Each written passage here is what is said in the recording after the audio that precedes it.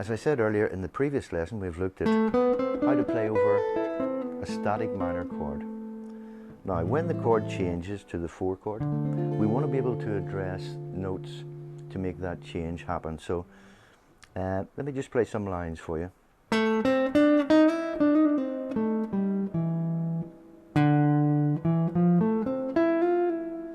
There I played the root of the 4.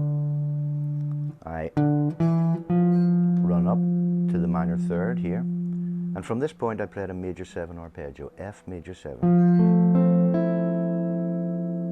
Let's listen to that. One more time.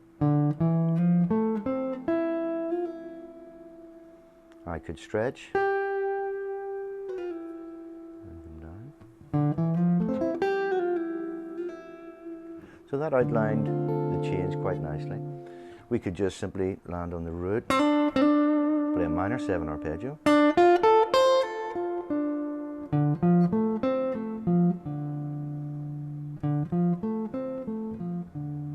The whole idea would be to target notes within the chord. So let me make that change again. A minor, D minor,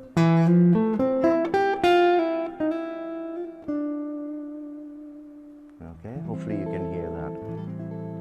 Now remember, as we did in previous lessons with the static minor chord, you should now be able to see your arpeggios. Here I'm just playing a D minor 7 arpeggio.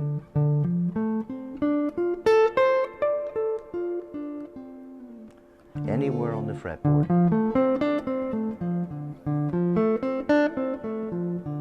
Take your time with these and practice so you can visually see any arpeggio from any of the 5 forms.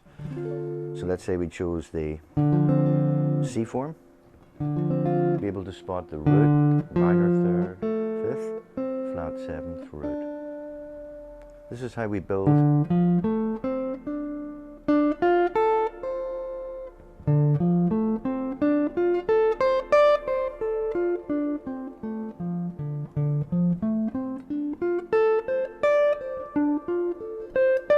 think you get the idea. Again, we've covered this, but just to reiterate, so that when a change happens, at least you've got the key notes of the arpeggio to make the change happen.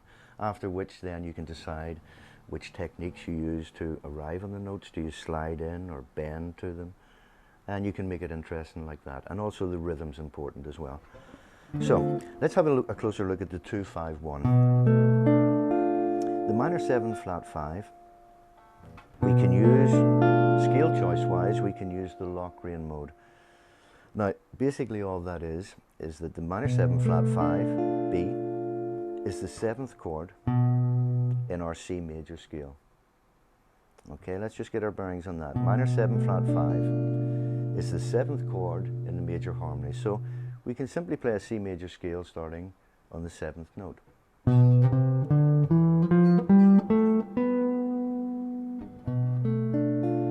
you can hear how that sounds.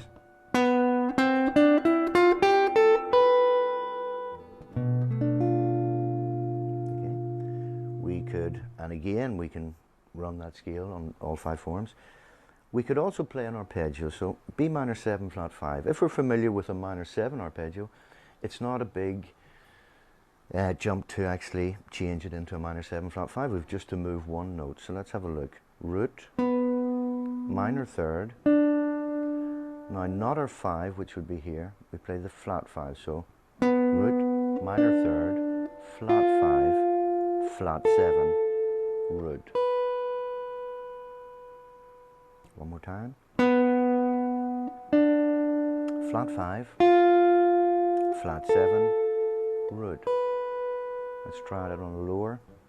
Root, minor 3rd. There would be the 5, so we flatten it.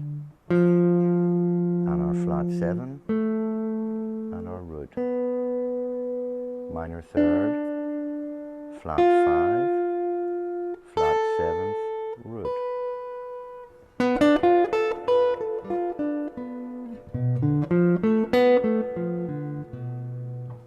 One more. Root, minor third, flat 5, flat 7th, and a root. Get familiar with some of those arpeggios, and again, I would stress to try them in all 5 forms. You'll see that basically 3 of the notes are the same as your minor 7 arpeggio, just simply flatten the 5. And that takes care of that chord, pretty much. Now we move to the 5 chord in the minor blues. Now this is an E7 chord. We could just have the arpeggio, again be able to visually see that from each of the 5 forms, etc. Now there's an interesting scale that we could choose that gives it a more jazz-like flavour. There's actually 2, but the one we look at firstly would be the melodic minor scale. Now we can treat the 5 chord by adding colours like raised 9s, flat 9s, raised 5s, flat 5s. Again, choice, just colours. Now a scale that takes care of all these colours for us, it takes you a while to get your head around it, but if we go up a half step, we arrive on the note F. We're playing over an E dominant chord, which is altered. We simply go up a half step, and we play the jazz melodic minor. I know that sounds fairly complicated, but it's basically just a major scale with a flattened third. Whatever way you care to view it, I'll look at a few options, but let's play the jazz melodic minor F. So we start with our E note on the chord, the 7th note. Now let's play the melodic minor. The root, the 2nd, the minor 3rd, the 4th, the 5th, the 6th, the 7th, and home. So you can see the similarities. It's just like an F major scale, only with this one note. A minor 3rd instead of a major 3rd. That might speed up the learning process for you if you're already familiar with your major scale over the forms. Simply change that one note and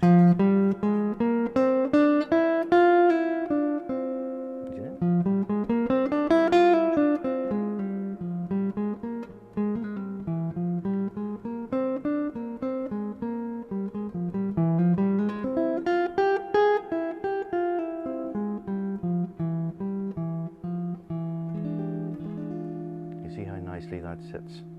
The reason it sits so nicely is that that particular scale will take care of all the key notes in the the alterations that you put in your chord.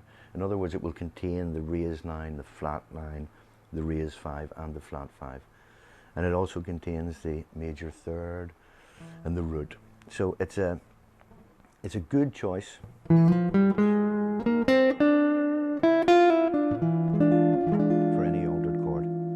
Let me play a few lines now just on an imaginary backing track. The 1, the 4, the 2, the 5, and back to 1. And I'll make use of the F melodic minor scale on the 5 chord.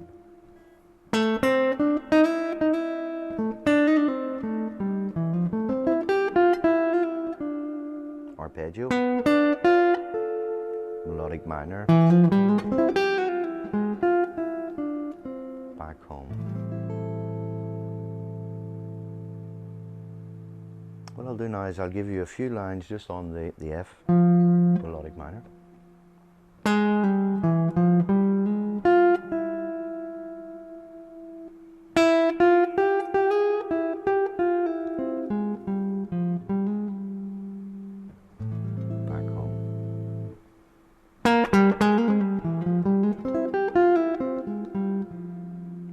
Play that for you slow.